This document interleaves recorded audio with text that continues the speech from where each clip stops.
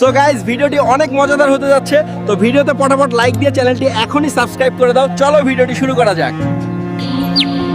বাংলাদেশের একটি ছোট্ট শান্ত গ্রাম, সবুজ গাছপালা আর পাখির ডাকের মাঝেই বসবাস ছোট্ট একটি পরিবারে আছে বাবা রফিক সাহেব, মা আর তাদের একমাত্র ছেলে সুমন।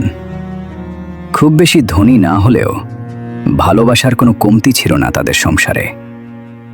কোরবানির ঈদ চলে এসেছে। গ্রামের চারদিকে উৎসবের আমেজ, হাটে মানুষের ভিড়, মাইকিং, গরুর ডাক, সব মিলিয়ে অন্যরকম আনন্দ। কিন্তু রফিক সাহেবের মুখে তেমন হাসি নেই, কারণ তিনি জানেন এই বছরে কোরবানি দিতে হলে তাকে অনেক কষ্ট করতে হবে। দিনে কাজ, রাতে অতিরিক্ত পরিশ্রম। অনেক মাস ধরে একটু একটু করে টাকা জমিয়েছেন তিনি। একদিন সকালে রফিক সাহেব সুমনকে নিয়ে গরুর হাটে গেলেন। সুমনের চোখে তখন হাজারো স্বপ্ন। অনেক খোঁজাখুঁজির পর তারা একটি সুন্দর সাদা কালো গরু পছন্দ করল। গরুটার চোখ ছিল খুব শান্ত, মনে হচ্ছিল যেন মানুষের ভাষাও বুঝতে পারে।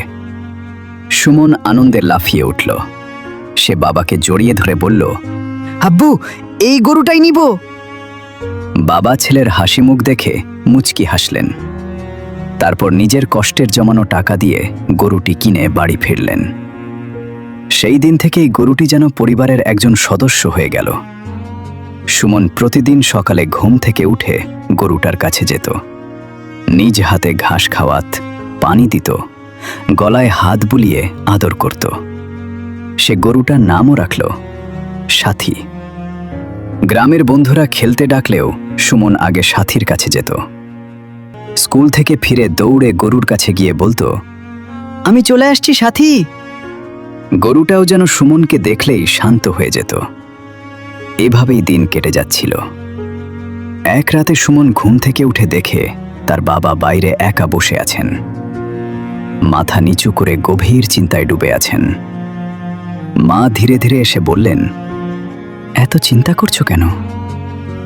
রফিক সাহেব দীর্ঘশ্বাস ফেলে বললেন, সংসারের এত অভাবের মাঝেও কোরবানির জন্য টাকা জমিয়েছি শুধু আল্লাহর সন্তুষ্টির আশায়। হয়তো নতুন কাপড় কিনতে পারিনি, কিন্তু আল্লাহর রাস্তায় কিছু তো দিতে হবে।